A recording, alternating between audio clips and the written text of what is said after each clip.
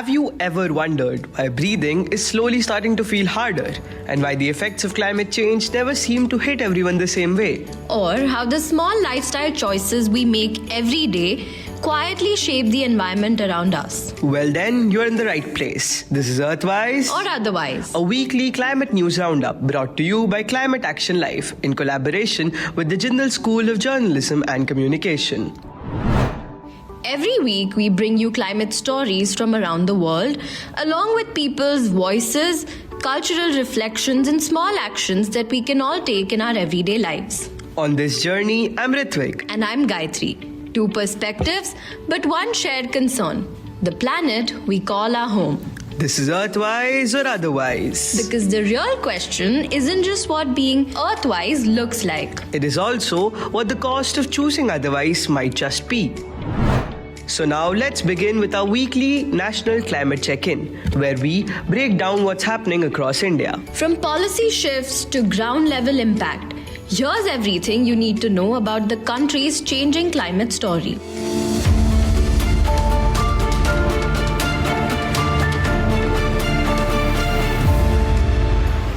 So Gayatri, when people hear the words clean energy, they usually imagine solar panels, windmills, and electric vehicles. But there is another form of energy that governments around the world continue debating heavily. That is the nuclear energy.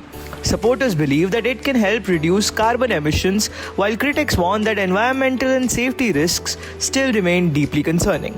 According to a Reuters report published on 11th of May, the Indian government is considering reducing mandatory safety buffer zones around nuclear reactors in order to free up land for future nuclear expansion projects. Officials believe that this could help India increase energy production faster while supporting the country's transition away from fossil fuels. India is currently under growing pressure to meet rising electricity demands while also reducing carbon emissions. As industries expand, cities grow, and technology becomes increasingly dependent on electricity. The country requires enormous amounts of energy every single day. Renewable sources like solar and wind energy are growing rapidly, but they also depend on weather conditions and storage systems. Nuclear energy, on the other hand, is often promoted as a stable, low-carbon energy source capable of producing electricity continuously. However, environmental experts and policy analysts have raised serious concerns regarding the proposal to reduce safety zones around reactors. These buffer zones exist to protect nearby population and ecosystems in cases of emergency, radiation leaks, or industrial accidents. Reducing them could potentially bring residential communities and agricultural regions closer to high-risk industrial areas. The discussion also raises larger questions about the future of climate solutions. Can countries transition towards cleaner energy while still ensuring environmental safety and public trust? And how do governments balance economic growth with long-term ecological responsibility? What makes this issue especially complex is that climate change itself is pushing countries towards difficult choices. Nations are trying to reduce fossil fuel dependence quickly, but the energy source comes with its own environmental, financial, and even social consequences. Gayatri, I also think that experts further believe that transparency, scientific assessment, and public consultation will be extremely important before major policy changes are implemented, because energy transitions affect not only the environment but also public safety, livelihoods, and long-term national development. Climate action is no longer about replacing one energy source with another. It is about building systems that remain sustainable, accountable, and safe for future generations. The call to action for this is, Gayatri, that we must stay informed about how energy policies influence both climate goals and environmental safety. We must encourage discussions around sustainable development that balance technological progress with ecological responsibility.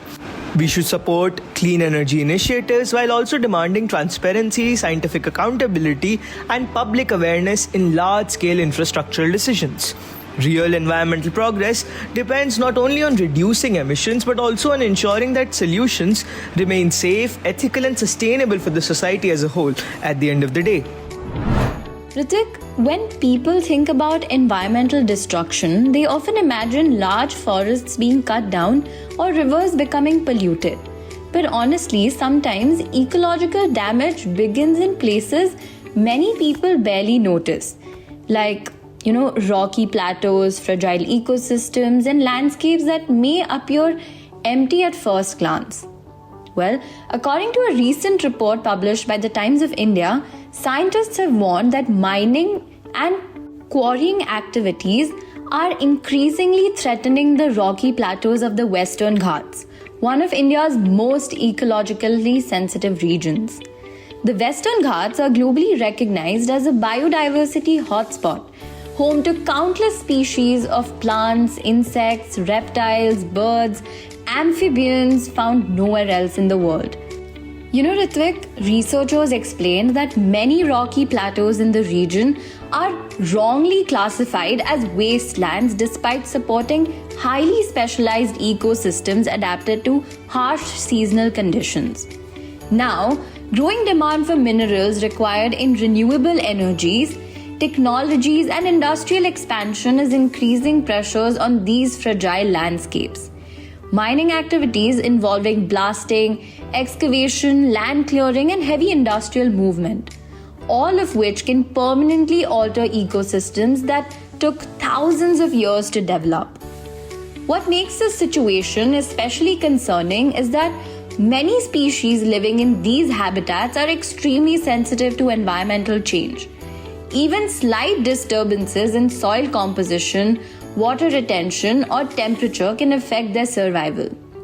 Scientists also warn that climate change may intensify the crisis further. Rising temperatures, changing rainfall patterns, and habitat fragmentation together creates a dangerous combination for biodiversity. And this reveals an important contradiction in the global climate conversation. Many countries are aggressively pursuing green energy transitions to reduce fossil fuel dependence. But renewable technologies themselves require minerals like lithium, cobalt, and rare earth materials, leading to increased mining across environmentally vulnerable regions around the world. So, the challenges become more larger than simply switching from just fossil fuels to renewable energy. The real change is ensuring that climate solutions themselves do not create new ecological damage. Environmental experts believe that sustainable mining regulations, stronger ecological assessments, and conservation-focused plannings are urgently needed to prevent irreversible biodiversity loss. Because once fragile ecosystems disappear, restorations become extremely difficult. Well, sometimes they may become impossible. The call to action to this is pay closer attention to local ecosystems and understand that even seemingly small landscapes can hold enormous ecological importance. Support environmental conservation efforts and encourage responsible industrial practices that minimize ecological damage. Become more aware of how climate solutions and resource extraction are interconnected in today's world. Sustainable development should protect biodiversity alongside the economic growth, because environmental protection is not only about preserving forests, it's about safeguarding an entire ecosystem before they disappear permanently. Gayatri, don't you think cities around the world are facing an enormous challenge? What should be done with the mountains of waste generated every single day? Landfills continue expanding, pollution levels are rising, and governments are under increasing pressure to find faster waste management solutions. One method, often promoted as a modern solution, is to waste energy technology systems, where garbage is burned to generate electricity while reducing the amounts of waste sent to landfills. But according to a recent explainer released by Sahas in collaboration with Climate Action Live, experts are warning that waste-to-energy plants may not be environmentally friendly as they appear. While these plants are presented as clean energy systems, researchers explain that burning mixed wastes releases dangerous emissions, including dioxins, toxic gases, and heavy metals that can severely affect air quality and public health. Communities living near such facilities often face concerns regarding foul smelling emissions, respiratory illnesses, and even long term environmental exposure. Experts also pointed out another major issue, that is cost. Waste to energy plants are extremely expensive to build and operate, especially when compared to renewable energy sources like solar and wind power. In many cases, municipalities spend enormous amounts transporting waste across long distances simply to keep these plants functioning efficiently. And this reveals a larger problem within the waste management systems in the urban India. Many cities continue treating waste only after it has been already accumulated, rather than addressing the root issue of this excessive waste generation. Environmental experts argue that more sustainable solutions include waste segregation at source, composting organic waste, recycling materials, reducing plastic consumption, and improving local community level waste systems are the main thing here. Does it not seem very valid, Gayatri, to you? What makes this debate especially important is that climate solutions themselves must also contribute to environment responsibly. Sometimes technologies are marketed as green solutions, but they can still create hidden environmental and social costs if they are implemented without long-term proper planning. The discussion around waste to energy plants also highlights how modern environmental challenges are becoming increasingly interconnected. Waste management, public health, energy production, pollution, urban planning, and climate change are no longer separate issues. They influence one another constantly. And unless cities build systems focused on sustainability rather than short term fixes, environmental problems may continue shifting from one to another. The call to action for this is become more conscious about the waste generated in everyday life and support responsible waste segregation and recycling practices within your communities. Encourage sustainable waste management policies that prioritize reduction, reuse, and environmental safety over temporary solutions. We must stay informed about how urban systems impact public health and environmental sustainability. Cleaner cities cannot be created through technology alone. They require awareness, responsible habits, and long-term collective action from the society as a whole. Movies, music, fashion, social media trends, we consume all of it every day. But have you ever paused to think about the environmental footprint behind these choices? Well, let's bring this conversation down to the ground with our Vox Pop segment. To explore these questions further, our climate crew has been out and about speaking directly to people on campus. Pratha Nayak and Samagra Thakur have been engaging with students, young audiences, and everyday listeners, trying to understand how pop culture choices quietly shape the way we think about climate. So, over to you both.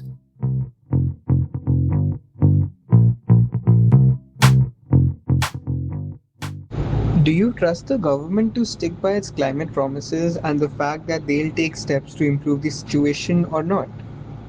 Personally, I do believe that it will eventually boil down to individuals like us to combat climate change, because the government makes certain promises, but there's always such a big gap between these promises and action that is supposed to be taken. So I don't think we can fully depend on the government to solve climate change. Individuals can play a big role in this over time through the choices that we make and the way we live.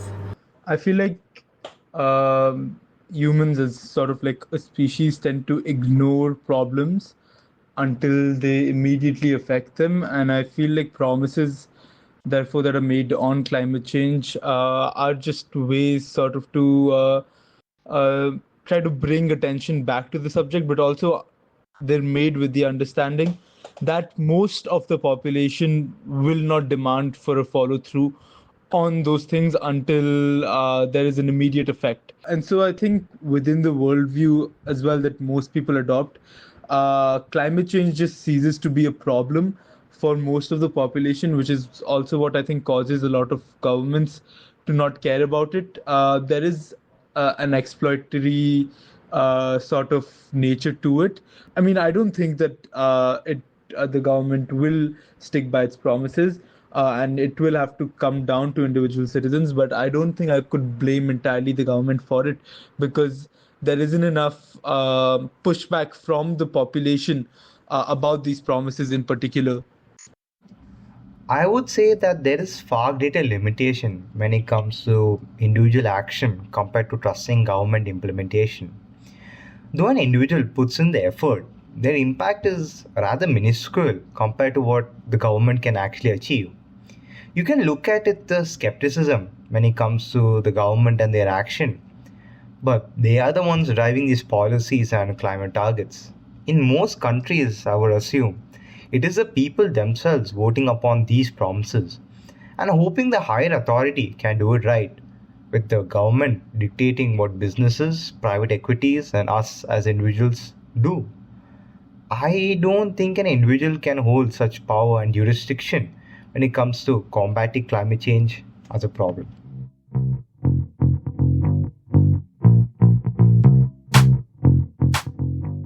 Well, now let's take a look at what's happening around the world in climate action. From global policies to on ground impact, here's your weekly international climate roundup.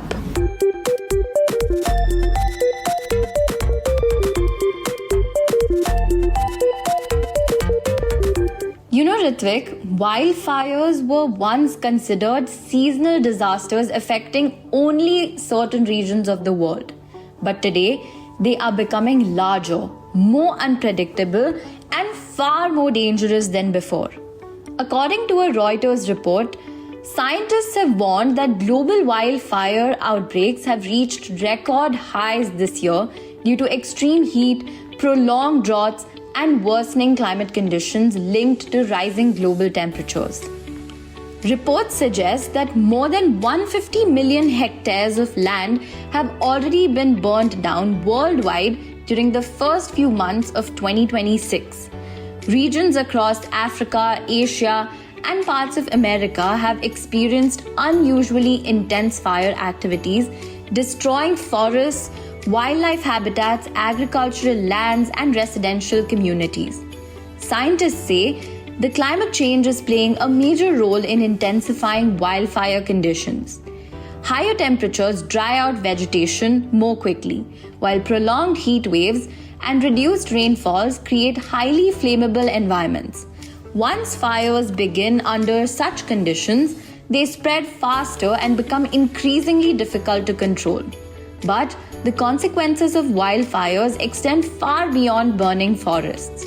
Wildfires release enormous amount of carbon dioxide into the atmosphere, further accelerating global warming. Smoke from fires can travel across countries and continents, severely affecting air quality and public health even in regions located far from the actual fire zones. Hospitals often witness increased respiratory illness during severe wildfire seasons, while local economies suffer through damaged infrastructure, tourism loss, agricultural destruction, and long-term ecological disruption. What's especially alarming to me here, Ritvik, is that scientists now believe wildfire seasons are becoming longer in many parts of the world. Areas once considered relatively safe are beginning to face increasing fire risks due to climate change patterns. This reveals how climate change is no longer only creating isolated disasters. It is de-establishing environmental systems globally. Experts warn that unless greenhouse gas emissions are reduced significantly and environmental protections are strengthened, extreme fire events may continue becoming more severe in the coming decades. And once ecosystems repeatedly experience large-scale fires, recovery becomes slower and biodiversity losses become harder to reverse. The call to action to this is recognize that climate disasters happening across the world are interconnected warnings about the future of our planet. Support environmental policies and sustainable practices that help reduce carbon emissions and protect environment ecosystems. Stay informed about climate science and encourage conversations around long-term environmental responsibility instead of merely treating disasters as temporary events. Climate resilience begins with awareness, but meaningful changes require consistent action from governments, industries, and individuals alike. Gayatri, when we think about climate change, industries like transport, fuel, and electricity usually dominate the conversation. But one of the world's largest hidden contributors to carbon emissions is something that people rarely question. It is the buildings around us. According to a report published by Climate Action Live, researchers and sustainability experts are now promoting eco-friendly construction bricks as a cleaner alternative to traditional fired clay bricks, which are responsible for large-scale carbon emissions. Okay, so let's set the scene. Traditional brick making involves burning clay at extremely high temperatures using coal and other fossil fuels. This process releases massive amounts of carbon dioxide into the atmosphere while also damaging fertile agricultural soil that takes years to regenerate. Now, new alternatives such as compressed stabilized earth blocks, fly ash bricks, AAC blocks, and bio bricks are being developed to reduce environmental harm while also lowering construction costs. What makes these materials especially important is that many are created using industrial waste, recycled materials, crop residue, or locally available resources. Some are newer technologies, and they can even trap carbon dioxide inside the bricks themselves, turning construction materials into part of the climate solution. Experts say that these sustainable blocks also improve thermal insulation, helping buildings remain cooler during extreme heat conditions. This reduces dependence on air conditioning and lowers the long-term energy consumption. And this becomes increasingly important as cities continue expanding rapidly across the world. Urbanization is growing at an enormous pace, especially in developing countries. Millions of new homes, offices, roads, and buildings are being constructed every year. If sustainable construction methods are ignored, the environmental impact of urban growth could become extremely severe. At the same time, environmentalists warn that climate action cannot focus only on energy production while ignoring construction and infrastructure studies. Because every stage of development, from material and transportation to waste management and urban planning, affects the environment. What this shift towards eco-friendly bricks truly reflects is the large transformation of how societies are beginning to think about sustainability. Climate solutions are no longer limited to large government policies alone. Even everyday materials used in homes and cities are now becoming part of the environmental conversation. And experts believe that these small technological changes, when adopted widely, can create significant long-term environmental impact. The call to action for this, Gayatri, is that we should become more aware of how construction and urban development affect climate beyond what is immediately visible. Support and sustainability infrastructure practices must be incorporated throughout our lives. Climate responsibility should be integrated into every aspect of development, including new homes, buildings, and cities being designed. Protecting the environment requires innovation, awareness, and long-term thinking, which is both in industry practices and everyday life. Fascinating, isn't it? Ritvik, sports are usually associated with excitement, celebration, and global unity. But today, even international sporting events are beginning to reveal the growing impact of climate change. According to a Reuters report, a recent scientific study has warned that extreme heat may impose serious health risks during the 2026 FIFA World Cup. Researchers found that nearly 1/4 of the tournament's matches could experience temperatures exceeding recommended safety limits for athletes and spectators.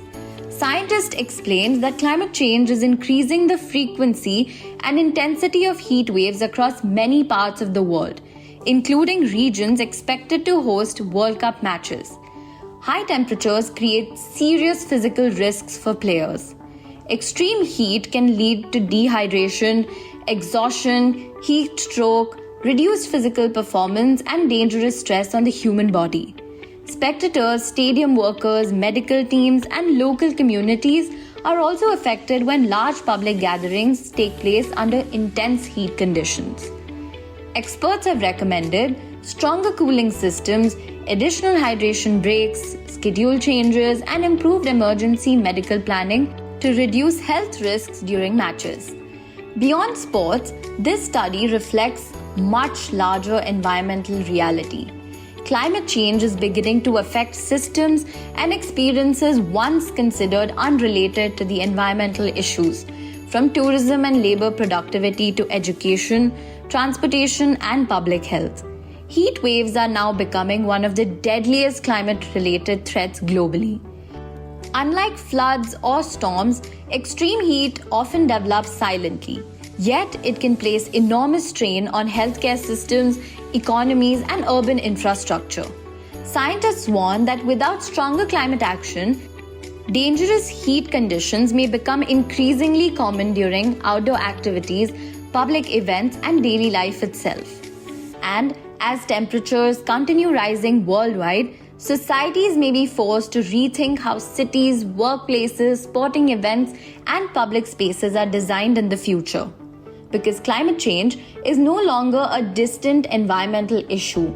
It is gradually reshaping how people live, work, travel, and interact globally.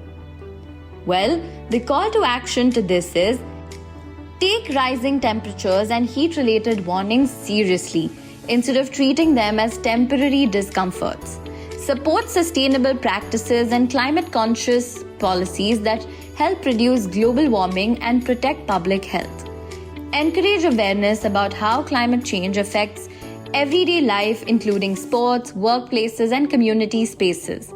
Building a safer future requires collective responsibility, informed action, and long-term commitment towards environmental sustainability before climate risks become more difficult to manage. Today, we did not just look at climate as a crisis, but rather as a series of choices. Choices we see in the news, in boardrooms, in government files, and in our own kitchens. And with every choice, we pick a direction, either walking with the planet or choosing to ignore it. This conversation is made possible by Climate Action Live, a youth-driven platform by Madhur Singh that takes climate awareness beyond conversations and connects it to real-world action. At its core, Climate Action Live creates space for young voices where learning, dialogue, and action all come together. If you want to be a part of this movement, then do visit the Climate Action Live website and explore how you can contribute. You can also check out the New Imaginations Research Center at the Jindal School of Journalism and Communication, which works with young scholars to expand stories and perspectives, helping us understand climate and society through new narratives. So, until next week when we meet again. Keep asking yourself, are you choosing to be Earthwise or otherwise?